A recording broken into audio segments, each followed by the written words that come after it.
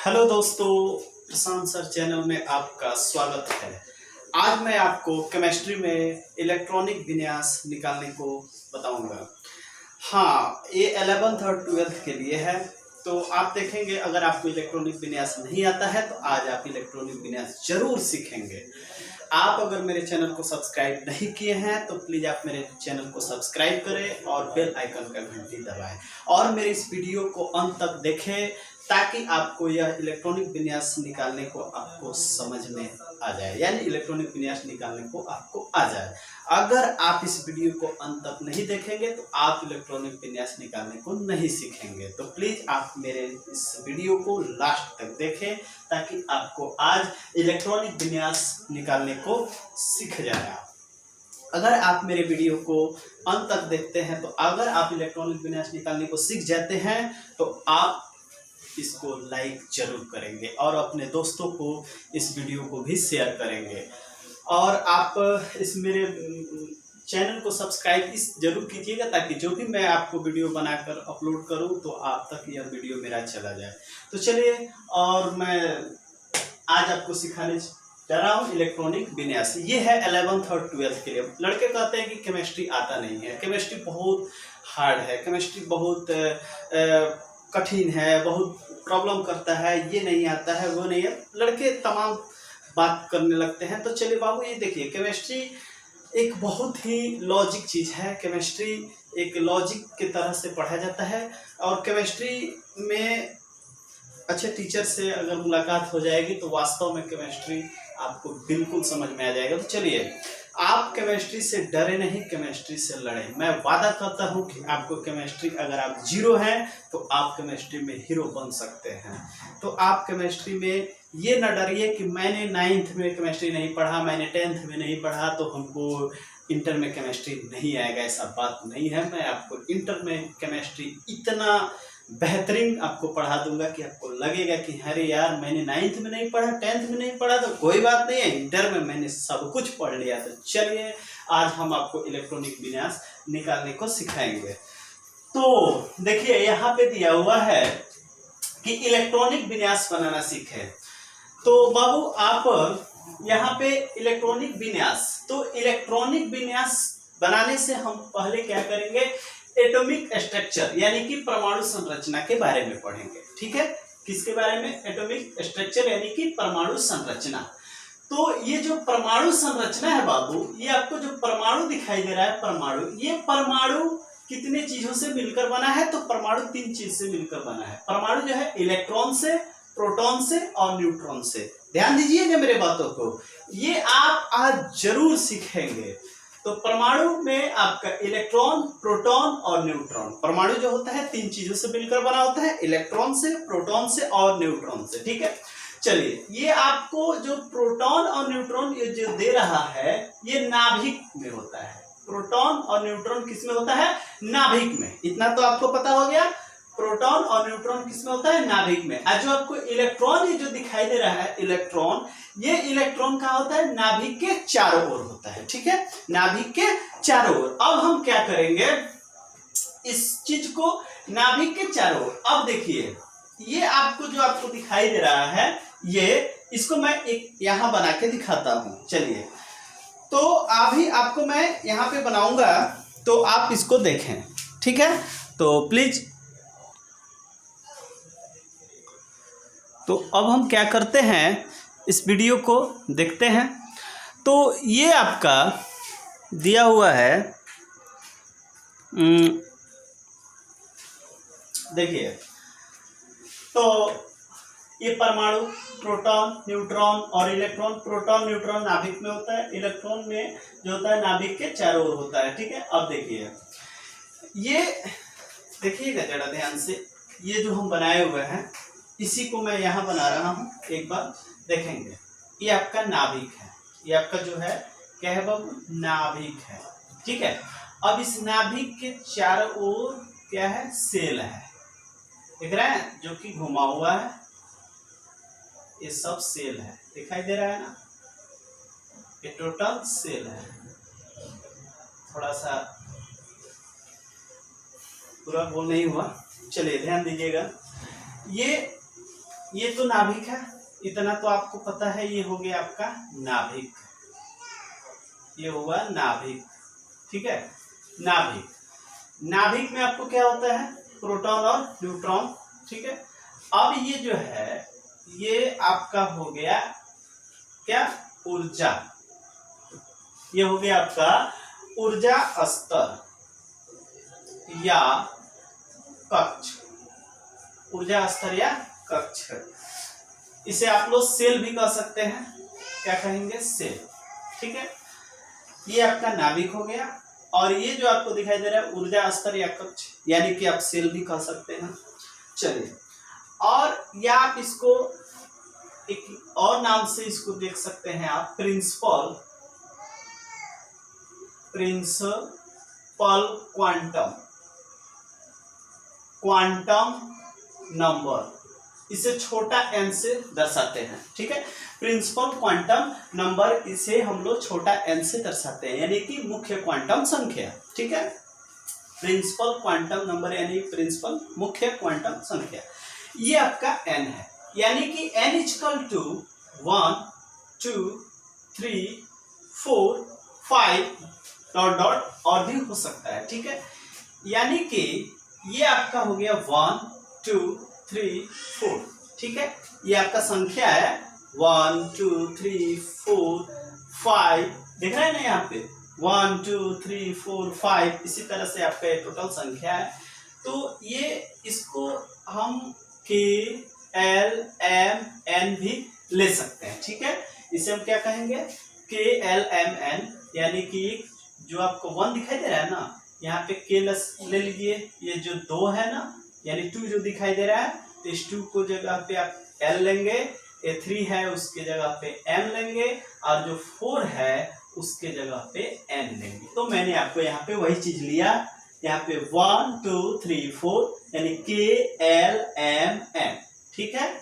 चलिए, अब इसको हम क्या करते हैं, आपने 9th में पढ़ा होगा कि 2n², इस तरह से। तो फिलहाल अभी इस पे हम बात नहीं करेंगे, इसको हम मिटा देते हैं। चलिए, अब आपको आ रहा है, इतनी तो बात समझ में आ गई होगी आपको। चलिए, अब इसी चीज को आप, अब ये जो ऊर्जा स्तर था मैंने बताया ना, ये आपको जो ये आपका टोटल, ये आपका क्या है, ये ऊर्जा स्तर है, ठीक है। ये ऊर्जा स्तर है, ठीक है। अब इस ऊर्जा स्तर के कुछ और भाग होते हैं, यानी ऊर्जा स्तर के कुछ और उपभाग होते हैं, ऊर्जा स्तर के कुछ और उपभाग होते हैं, ऊर्जा स्तर के कुछ उपभाग होते हैं, जिसे हम लोग उपकक्ष कहते हैं। क्या कहते हैं, उपकक्ष, यानी कि सब सेल, ठीक है। तो उपकक्ष के यानी ऊर्जा स्तर के कुछ उपभाग होते हैं, तो ऊर्जा स्तर के कुछ उपभाग होते हैं जिन्हें हम लोग उपकक्ष यानी कि सब सेल कहते हैं। देखिए, वही चीज यहाँ पे हमने लिखा, देखिए ना, ऊर्जा स्तर के कुछ उपभाग होते हैं, देख रहे हैं ना, उपकक्ष यानी कि सब सेल। चलिए, इसे या सब सेल कहिए, या इसे आप लोग ये भी कह सकते हैं एजीमेथल क्वांटम नंबर, यानी कि एजीमेथल क्वांटम नंबर को इसे स्मॉल l से दर्शाते हैं। तो वही L इक्वल टू, माने L बराबर SPDF, ठीक है। यानी कि जो सबसेल होते हैं, सबसेल यानी कि उपकक्ष जो होते हैं, वह उपकक्ष 4 प्रकार के होते हैं, ठीक है बाबू। उपकक्ष कितने प्रकार के, 4 प्रकार के होते हैं। कौन कौन, SPDF, याद रखेंगे, SPDF, ये 4 प्रकार के होते हैं। क्या, आपका सबसेल यानी कि एजीमेथल क्वांटम नंबर, इसे L से दर्शाते हैं। तो SPDF, तो ये जो S का 0 है, आप याद रखेंगे कि इसे 0 से स्टार्टिंग करते हैं, ठीक है। तो 0 1 2 3, ठीक है। वही चीज मैंने यहाँ पे ले लिया है। तो मैंने क्या कहा कि ये जो आपको प्लस का चिन्ह दिखाई दे रहा है, वो आपका नाभिक है। ये आपको ऐसे करके मैंने ऊर्जा स्तर या कक्ष या सेल या इसे प्रिंसिपल क्वांटम नंबर, इसे स्मॉल n से दर्शाते हैं। n इक्वल टू 1 2 3 4 यहाँ पे ले लिए हैं। ये दिखाई दे रहा है ना, अभी ऐसे वो ज़्यादा हो गया है, अभी इसको हम बताते हैं, एक मिनट, इसको हम आपको बता देते हैं, आपको ऐसे आसानी से और आसान कर देते हैं ताकि आपको सब कुछ समझ में आ जाए। चलिए यहाँ पे एक एक करके ही हम बताएंगे ताकि आप सभी को समझ में आ जाए, ठीक है। तो आइए, ये मैंने बताया, ये आपका जो है ये नाभिक है, प्लस का जो चिन्ह दिखाई दे रहा है इसे क्या कहते हैं, नाभिक कहते हैं, ठीक है। उसके बाद एक और आपका चीज मिलता है यहाँ, देखिए गलत हो जा रहा है, ठीक है, कोई बात नहीं, इसको हम फिर बनाते हैं। ओ गलत हो जा रहा है, लग रहा है ना, ऐसे हम डरने की बात नहीं है, ठीक है ना, यहाँ पे आप डरिए नहीं, ऐसे लेते चलिए, ठीक है। अब आप इसको KL MN और बढ़ा सकते हैं, MNOP, एनीवे ये जो आपको K दिखाई दे रहा है ये आपका 1 हो गया, 2 हो गया, 3 हो गया और 4 हो गया, वही लिखे हैं प्रिंसिपल क्वांटम नंबर छोटा n, यानी n इक्वल टू 1 2 3 4, यहाँ देखिए 1 2 3 4, ठीक है। KLMN, यहाँ पे देखिए KLMN लिखे है ना। ये आपको जो L है, ये L क्या है बाबू, मैंने अभी आपको बताया ना कि सब सेल है, यानी कि एजीमेथल क्वांटम नंबर, इसे छोटा स्मॉल l से दर्शाते हैं। तो L इक्वल टू क्या है, SPDF। SPDF क्या है, तो यह उपकक्ष है, यानी कि आपका सब सेल है, सब सेल के प्रकार है। सब सेल के कितने प्रकार होते हैं, 4 प्रकार होते हैं। तो बाबू सब सेल के जो 4 प्रकार है वही मैंने यहाँ पे लिया SPDF, वही मैंने यहाँ पे लिखा है L इक्वल टू SPDF। ये L क्या है, सब सेल है, यानी एजीमेथल क्वांटम नंबर। एजीमेथल क्वांटम नंबर को हम लोग छोटा l से दर्शाते हैं, ठीक है। तो छोटा l इक्वल टू SPDF, यानी कि सब सेल 4 प्रकार के होते हैं, कौन, SPDF, याद रखेंगे। इसे हम लोग 0 से स्टार्टिंग करते हैं, 0 1 2 3, याद रखेंगे। अच्छा, उसके बाद मैंने यहाँ पे लिखा कि अधिकतम भरने वाले इलेक्ट्रॉनों की संख्या, ठीक है, अधिकतम भरने वाले इलेक्ट्रॉनों की संख्या। तो बाबू आप याद रखेंगे जो S है वह 2 इलेक्ट्रॉन भरता है, और जो P है वह 6 इलेक्ट्रॉन भरता है, और D जो है वह 10 इलेक्ट्रॉन भरता है, और F जो है वह 14 इलेक्ट्रॉन भरता है। अब आप ये पूछेंगे कि सर ये 2 6 10 14 ये कहाँ से आया, तो इसका भी बाबू निकालने का कुछ फॉर्मूले होते हैं, जो कि मैं आपको 11th का जब एक्सरसाइज शुरू करेंगे तो आपको ये सब मिल जाएगा। फिलहाल आप इतना जाने कि ये S के जगह पे जो आपका S 2 इलेक्ट्रॉन भरता है, ठीक है, यानी कि S जो होता है ये 2 इलेक्ट्रॉन भर रहा है यहाँ पे। तो आप इतना याद रखेंगे कि ये 2, इतना दिमाग में रखेंगे कि S पर 2 इलेक्ट्रॉन होता है, ठीक है। अब बात आती है P का, तो P 6 भरता है, तो 6 कैसे आ गया, तो आप क्या करेंगे कि 4 4 प्लस करते चले जाएंगे, यानी कि 2 था तो 4 और प्लस कर दो तो 6 हो गया। तो उसके बाद D में 4 और प्लस कर दो तो 6 4 10 हो गया। फिर F में 4 और प्लस कर दो तो 10 4 14 हो गया। इसी तरह से 4 प्लस करते चलना है। तो वही है अधिकतम भरने वाले इलेक्ट्रॉनों की संख्या 2, यहाँ पे दिखेगा ना 2 6 10 14, यानी कि ये आपका 2 हो गया, 6 हो गया, उसके बाद आपका 10 हो गया और 14 हो गया। तो आप ऐसे लेके चलिए। अब बात आती है कि इसको हम निकालेंगे कैसे, ठीक है। चलिए तो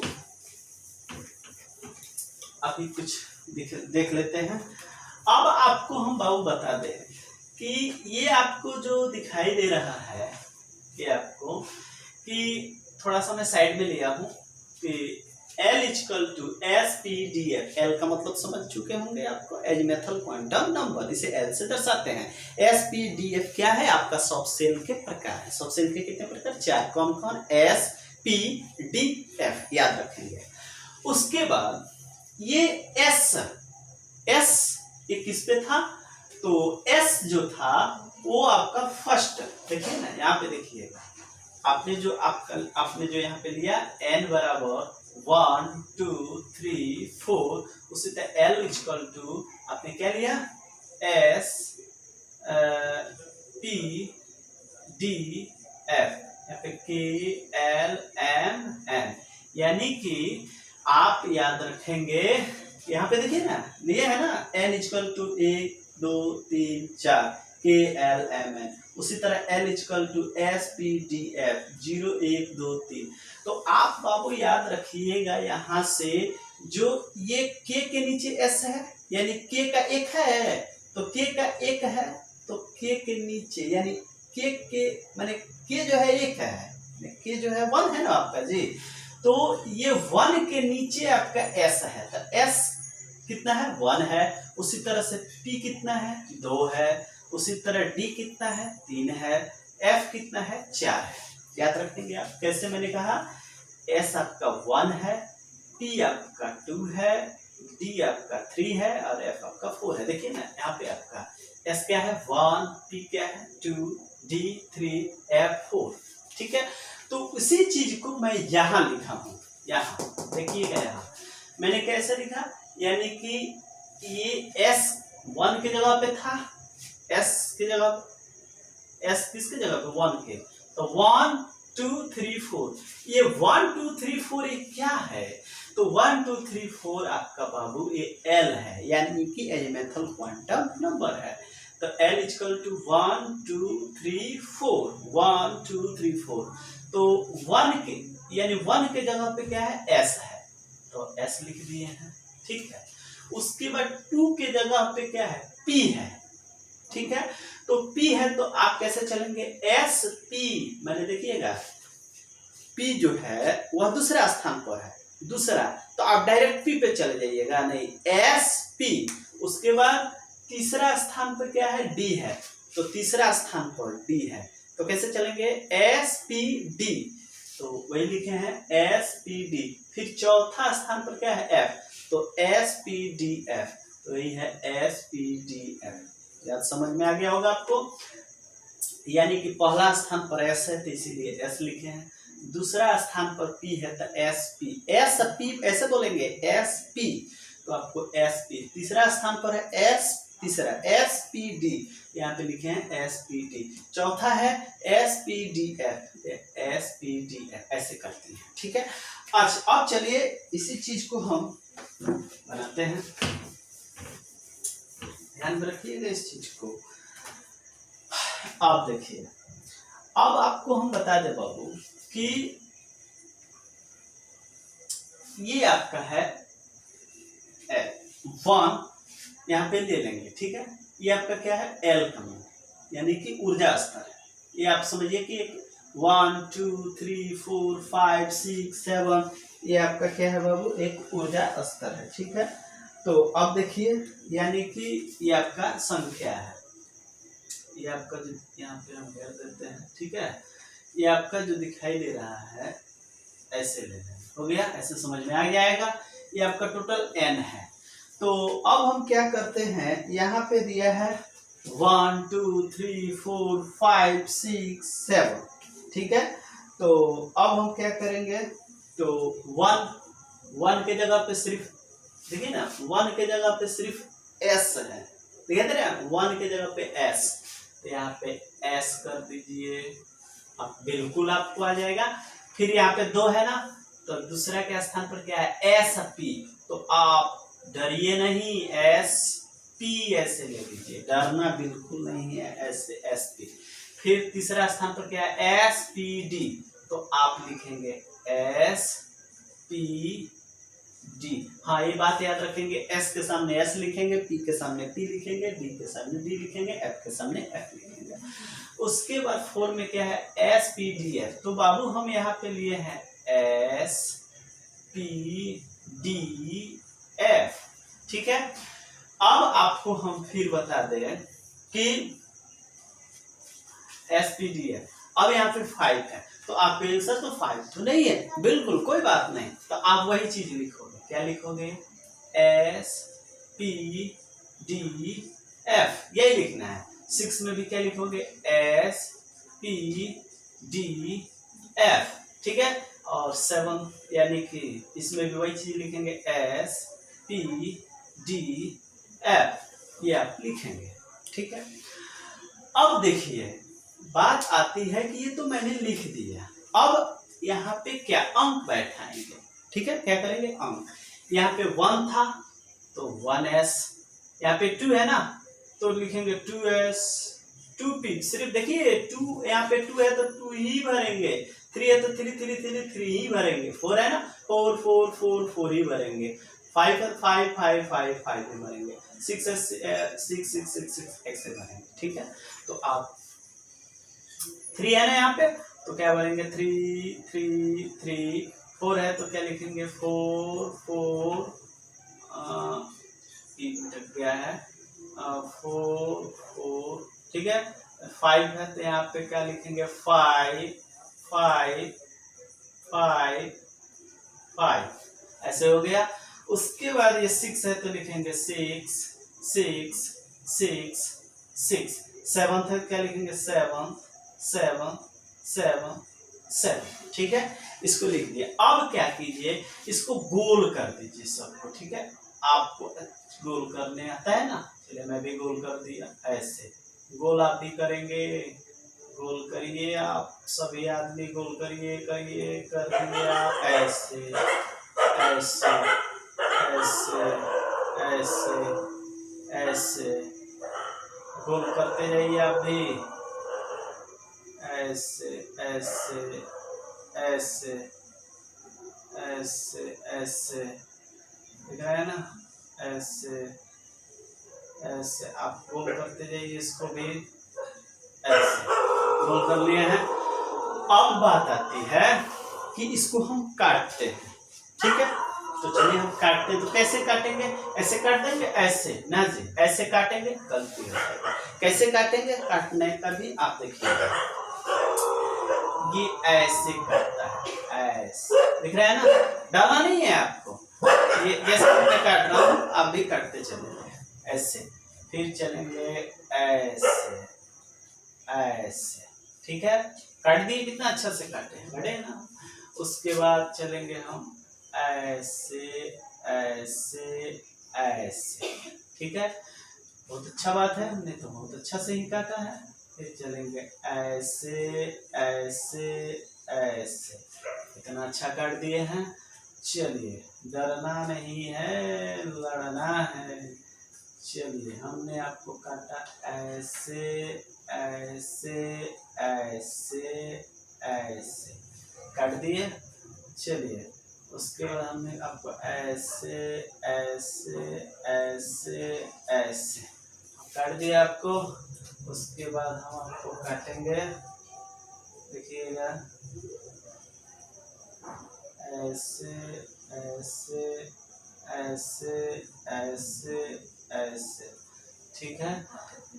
उसके बाद हम काटेंगे आपको ऐसे ऐसे ऐसे ऐसे, काट दिया।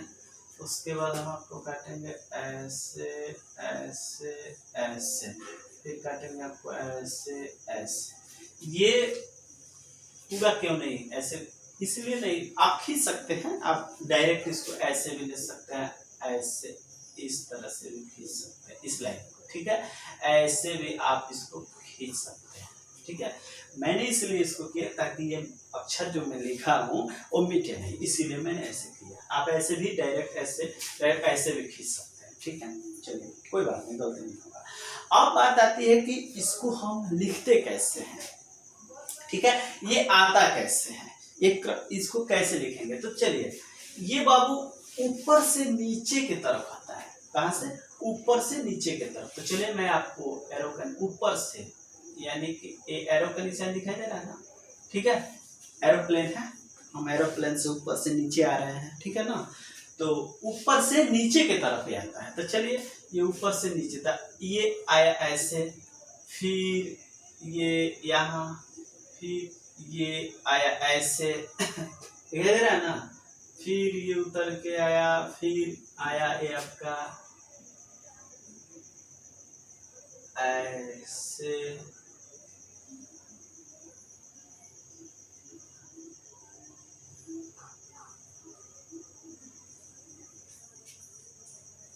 हो गया। ये आपको तीर का जो निशान दिखाई दे रहा है ये आपको लिख लिया जाएगा। चलिए, तो मैं आपको ऐसे आप भी भरते नीचे उतार दीजिए, आप भी, आपको भी आता होगा नीचे उतारने। तो चलिए हम नीचे इसको उतार देते हैं। तो अब आएगा ऐसे ऐसे कर देंगे, उसके बाद फिर ऐसे ऐसे आप भी उतार लीजिए। उसके बाद फिर हम क्या करेंगे, ऐसे ऐसे ऐसे कर लिया ना। फिर हम क्या करेंगे, ऐसे ऐसे कर लीजिए आप भी। उसके बाद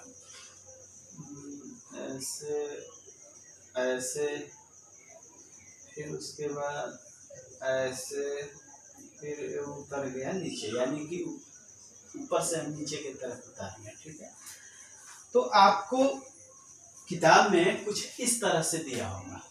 ठीक है, ऐसे ये जो है ये आया, ऐसे दिखाई दे रहा है ना, ऐसे आया यहाँ पे इसको ऐसे ऐसे हो गया ऐसे, फिर ये पूरा आया, दिखाई दे रहा है ना, फिर ऐसे डॉट लाइन से हम कर रहे हैं, देख रहे हैं ना, फिर ये जाके आया ऐसे, फिर ये पूरा आया यहाँ, फिर यहाँ से ये सिरा टूटता नहीं है, मतलब ये नहीं कि अलग अलग है, नहीं नहीं, एक ही में है। एक ही एरोप्लेन मान लीजिए उतरेगा तो ऐसे आएगा ना, ऐसे, अब ये नहीं कि ऐसे आया तो अब इसका बस यहीं पर अटक गया, फिर दूसरा एरोप्लेन यहाँ से, नहीं ऐसे नहीं, यही आ रहा एरोप्लेन, फिर डॉट लाइन सिंबल से मिला दिया मैंने, एक ही में है। ठीक है, फिर ये दिखाई अंत यहाँ पे, फिर आया यहाँ, फिर ये आपको ये दिखाई दे रहा है ना, ये डॉट लाइन से आपको मिला दिया जाएगा। ठीक है, फिर ये आया पूरा, फिर इसको आप डॉट लाइन से ऐसे इसको भी क्या करेंगे, आप इसको मिला देंगे। ठीक है, फिर ये आया, फिर ऐसे मिला दीजिएगा, यानी कि आप टोटल मिला दीजिएगा। इसी तरह से आप टोटल मिला दीजिएगा। ठीक है, मिला दीजिएगा। उसी तरह से फिर आया ऐसे ऐसे, फिर आया ऐसे ऐसे, फिर आया ऐसे। चलिए, पहले आप इतना इस चीज को नोट करेंगे, फिर उसके बाद हम आपको बताते हैं। जल्दी नोट कीजिए इस चीज को।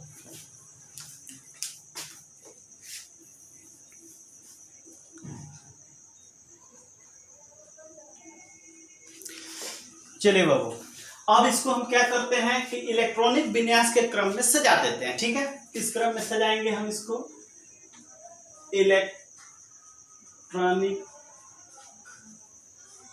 विन्यास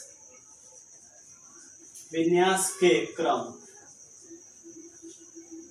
में, इलेक्ट्रॉनिक विन्यास के क्रम में। तो इलेक्ट्रॉनिक विन्यास के जो क्रम, इसको कैसे सजाएंगे। ठीक है, आप ध्यान से देखिएगा। तो पहले बताइए कि एरोप्लेन ऊपर से स्टार्ट किया तो कहाँ आया, 1s पर आया, तो आप यहाँ पे लिखेंगे 1s।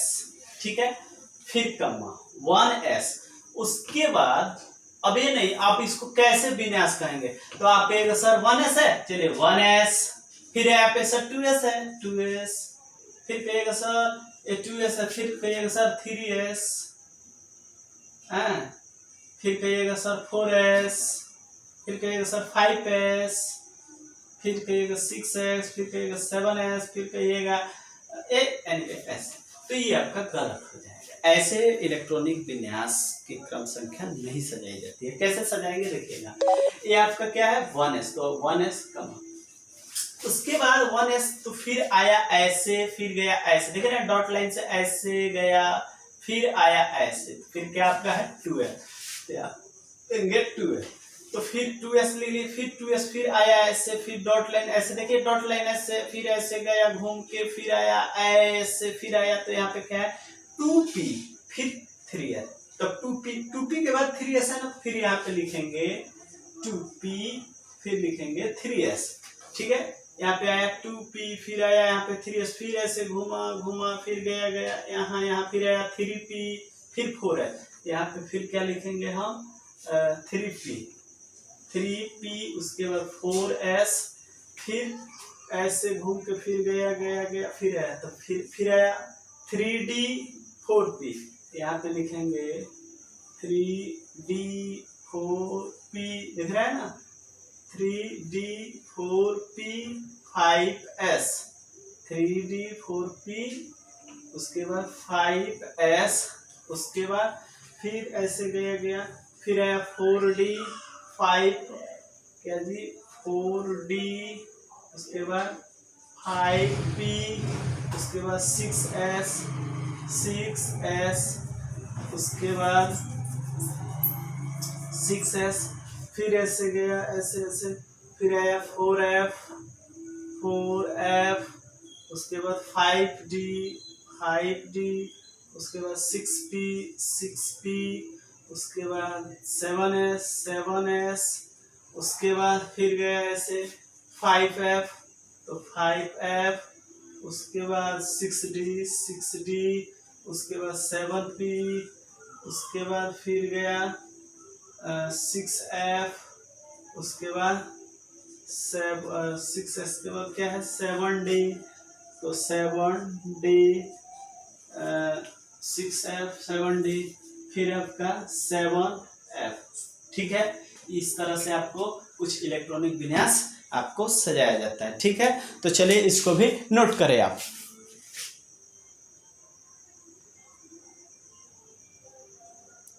इसको भी आप नोट करेंगे। ये जो इलेक्ट्रॉनिक विन्यास हम सजाए हैं, ये अफबाउ सिद्धांत के नियम से इसको सजाते हैं। किस नियम से?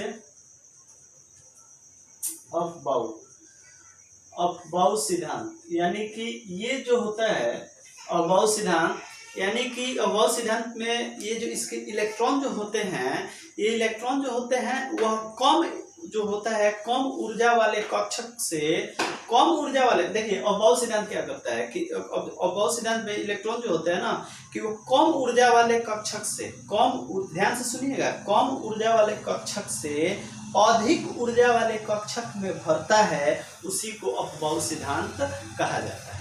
ठीक है, आप ध्यान में रखेंगे कि ये जो विन्यास, जो ये क्रम हम सजाए हुए हैं, वह किसके तरह से सजाए हैं, तो हम इसको सजाए हुए हैं बाबू अफबाउ सिद्धांत के हिसाब से। यानी कि ये क्या कहता है, अफबाउ सिद्धांत किसे कहते हैं? ये कहता है कि इसमें जो इलेक्ट्रॉन होते हैं वह कम ऊर्जा वाले कक्षक से, माने कम ऊर्जा अधिक ऊर्जा में क्या करता है, कम ऊर्जा जो होता है अधिक ऊर्जा में क्या करता है, भर देता है, उसी को अफबाउ सिद्धांत कहते हैं। यानी कि कम ऊर्जा वाले कक्षक से अधिक ऊर्जा वाले कक्षक में भरा जाता है, उसी को अफबाउ सिद्धांत कहा जाता है। चलिए इसको नोट करेंगे। चलिए अब हम क्या करते हैं कि इलेक्ट्रॉनिक विन्यास अब निकालेंगे। अब आप सारा नियम आपको समझ में आ चुका है, अब हम आपको निकालेंगे ताकि आपको पूरा समझ में आएगा।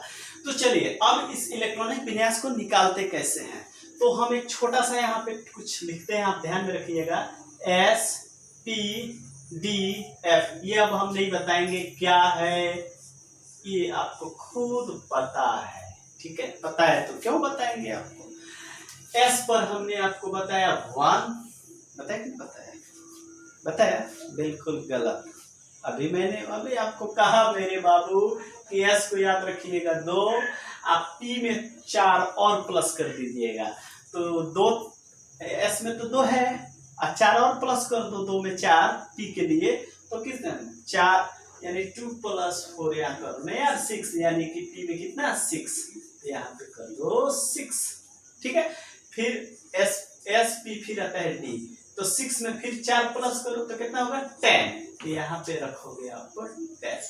उसी तरह से F में 10 + 4 यानी कि 14, यहाँ पे कितना रखोगे 14, तो यही पे रखोगे मेरे बाबू 2, ऐसे रखोगे ना। यानी S के लिए 2, P पे 6 इलेक्ट्रॉन भरेगा, D में 10 इलेक्ट्रॉन और F में 14 इलेक्ट्रॉन। S में कितने इलेक्ट्रॉन भरेंगे 2, P में 6, D में 10, F में 14, याद रखेंगे आप। उसके बाद अब हम आपको इलेक्ट्रॉनिक विन्यास निकालेंगे, याद रखेंगे और इसको भी याद रखेंगे। ठीक है, चलिए इसको याद करने का सबसे बढ़िया हम आपको ट्रिक बताए ना, कैसे 1 2 3 4 5 6 7 तक लिखेंगे। फिर 1 में एक है ना, तो एस, 2 में है तो एस पी, 3 है तो एस पी डी, 4 है तो S P D F, S P D F, S P D F, S P D F. नहीं, आपको 1 है तो 1, 2 है तो 2 2, 3 है तो 3 3 3, 4 है तो 4 4 4 4, 5 है तो 5 5 5 5, 6 6 6, ऐसे करके फिर इसको ऐसे ऐसे काटते हुए चल। आपको बहुत इजी है, समझ में आ ही गया होगा। चलिए अब हम क्या करेंगे, इसको इलेक्ट्रॉनिक विन्यास निकालेंगे। चलिए आपको हम निकाल के दिखाते हैं सोडियम का। चलिए सोडियम में आपको स्टार्टिंग करते हैं हाइड्रोजन का H, ठीक है। H की परमाणु संख्या हाँ ठीक है, हाइड्रोजन की परमाणु संख्या 1 होती है। तो ये बताओ कि एक, अब स्टार्ट यहां से करेंगे, हेलो यहां से, इस पे भी ध्यान रखिएगा। क्या कर रहा है 1s, तो 1s। अब हाइड्रोजन में कितना है, 1 चाहिए, तो ले लो ना 1। s कह रहा है हमको 2 इलेक्ट्रॉन चाहिए, 2 ठो। चलिए उसके बाद आपको हम चलिए Na लेके चलते हैं। दूसरा है Na 11, Na में होता है 11, आपका सोडियम है। तो आप याद रखिएगा कि Na 11 है। इसको कैसे बनाएंगे, तो अब आपको कह रहा है कि S कहता है हम 2 इलेक्ट्रॉन, P कहता है कि हम 6 इलेक्ट्रॉन, D कहता है हमको 10 इलेक्ट्रॉन, F कहता है हम 14 इलेक्ट्रॉन रख सकते हैं, उससे अधिक नहीं ले सकते हैं। चलिए आते हैं Na, यहाँ पे क्या है 1s, तो 1s। तो ये जो 1s है, s है, s ध्यान दीजिएगा, यहां से जरूर लीजिएगा 1, यहाँ पे इसको ना छोड़िएगा, ये नहीं कि इधर ध्यान रखिए और इसको छोड़ दीजिए, इधर पे रखिएगा 1s। तो 1s तो ले लिए, और s कहता है भाई जी हम 2 ही इलेक्ट्रॉन हम रख सकते हैं, हमारे पास 2 ही इलेक्ट्रॉन है, यहाँ पे 2 बैठा। चलो यहाँ तो हमको 11 है, इस 11 यहाँ पे इलेक्ट्रॉन 11, s कर हमें 2 इलेक्ट्रॉन। चलिए s के बाद यहाँ पे कमा दे दीजिए, फिर 1s का काम खत्म। चलिए अब एक आगे बढ़िए, क्या है 2s, तो यहाँ पे 2s, ध्यान दीजिएगा 2s, फिर s है जी यहाँ पे s। तो अभी मैंने क्या कहा, यहाँ पे बार बार s कह रहा है भाई जी मैं 2 ही इलेक्ट्रॉन ले सकता हूँ जी, तो s है, s में कितना 2, यहाँ पे s है, चलिए 2 ही ले लीजिए, ठीक है। अब इसको भी गिनते रहिएगा, 11 है तो 2 और 2 कितना हुआ 4, आपको कितना और चाहिए 7। अब ये नहीं, हाँ चलिए अब 2s के बाद यहाँ पे क्या है बाबू 2p है, कमा कर दीजिए, ये 2p है ना, तो चलिए 2p ले लीजिए। अब इस 2p में p देखिए, तो p कहता है p कहता है हमें कितने इलेक्ट्रॉन ले सकते हैं 6, तो चलिए यहाँ पे 6 ले सकते हैं, लीजिएगा। लेकिन इधर भी ध्यान रखिएगा कि 11 से ज्यादा नहीं होना चाहिए, ज्यादा हो गया तो गड़बड़ हो जाएगा। तो देखिए 6 और 2 8, 8 और 2 10, 10 अभी 11 है, तो यह 10 ही न हुआ, 6 और 2 8, 8 2 10, हमें चाहिए 11 है अभी 10, यानी 1 कम है। चलिए ये 2p हो गया। अब 2p के बाद फिर बढ़ेंगे, क्या है 3s, तो s कर रहा है भाई जी हमें 2 इलेक्ट्रॉन चाहिए। तो अगर आप यहाँ पे 2 इलेक्ट्रॉन बैठा लो, सोचो तो 2 2 4 और 4 और 6 10, 10 दोबारा हो जाएगा, यहाँ पे तो आपको 11 चाहिए। तो यानी कि s पर आप 2 यानी 1 इलेक्ट्रॉन और आपको घट रहा है, तो 1 ही इलेक्ट्रॉन बैठाएंगे, ठीक है। यानी अब देखिए 6 2 8 8 2 10, 10 1 11 आपका हो गया, ठीक है। आप इसको नोट करें, फिर आपको हम बताते हैं। अब आप देखिएगा तीसरा, अभी ध्यान दीजिए, पहले तीसरा नंबर आपको मान के चलिए कि हम आपको फास्फोरस का ले लेंगे, यानी कि 15 फास्फोरस, ठीक है 15 फास्फोरस। कहानी वही अपने अपने, लेकिन कहानी को मत भूलिएगा। यहाँ है 1s, यहाँ पे देखिएगा 1s है ना, शुरू में 1s, तो आप भी लेंगे 1s, ठीक है। तो s क्या कहता है भाई जी मेरे को 2 इलेक्ट्रॉन चाहिए, चलो जी 2 इलेक्ट्रॉन भर दो। यहाँ पे 15 आपको चाहिए, तो 15 आप 15 तक आप लेके जाएंगे, ठीक है। चलिए, तो 2 से तो 15 हो नहीं गया।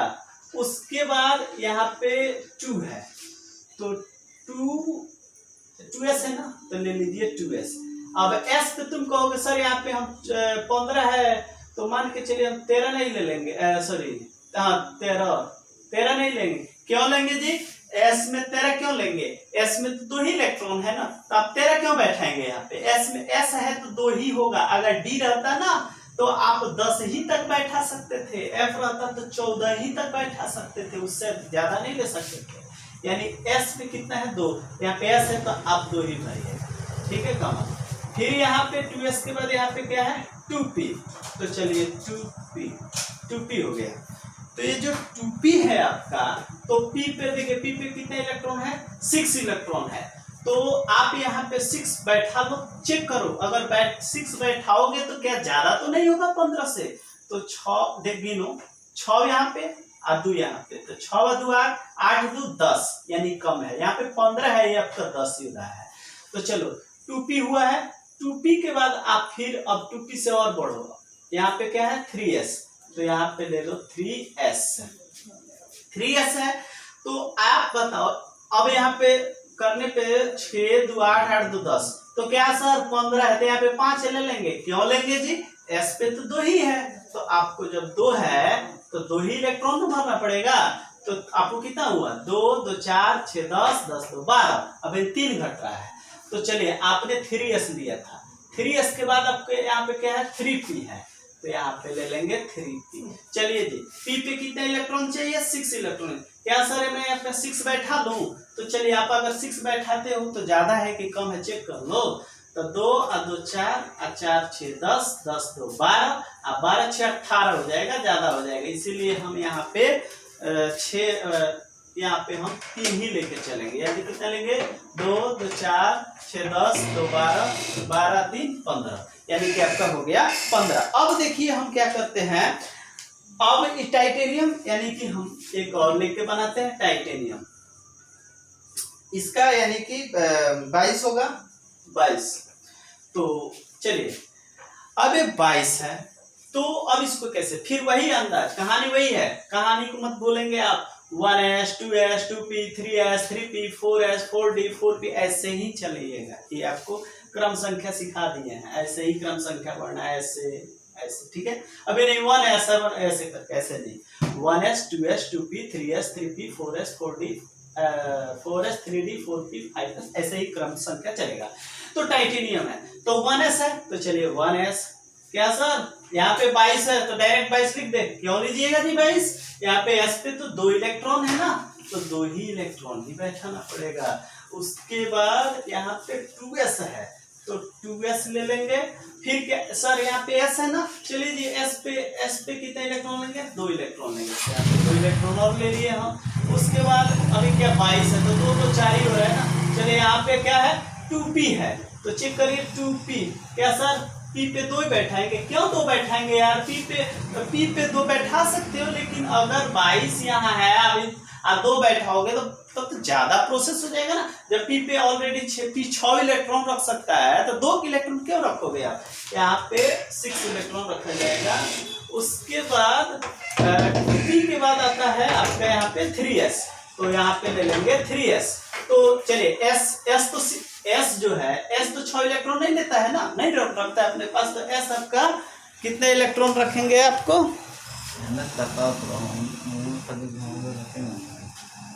s जो है, s आपका 2 इलेक्ट्रॉन रखा जाएगा। तो s आपका 2 इलेक्ट्रॉन हो गया।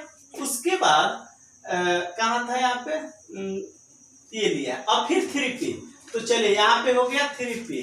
तो 3p जो है, तो p यानी कि p 6 इलेक्ट्रॉन ले सकता है, तो p 6 इलेक्ट्रॉन ले सकता है, तो चलिए 6 इलेक्ट्रॉन ले लिए।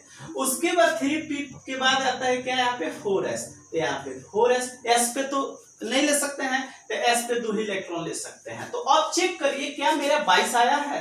तो 2 2 4 4 6 10, 10 2 12, 12 6 18, 18 2 20, 20 ही हो रहा है, 2 कम है।